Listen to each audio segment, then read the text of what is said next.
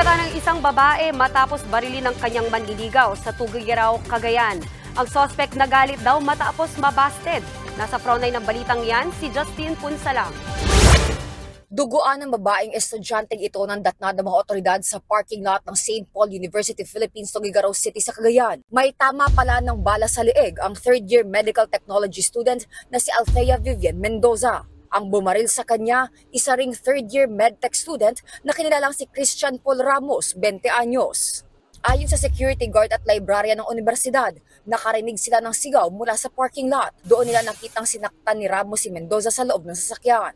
Tinutukan daw ng baril ng lalaki ang librarian at gwardya at nagbantang huwag mangialam. Sa takot, umatras ang dalawa. Doon na binaril ng suspect ang biktima. Agad tumakas si Ramos. Naiwan sa crime scene ng isang basyo ng kalibre 45 na baril. Kinagabihan, mismo ang ama ni Ramos ang nagsuko sa kanya sa mga pulis. Ayon po sa mga classmates po nung biktima ay nanliligaw daw po yung suspect sa biktima. Hindi po ata nagustuhan yung sagot po ng biktima at doon na po nag-umpisa po yung conflict po nila, sir.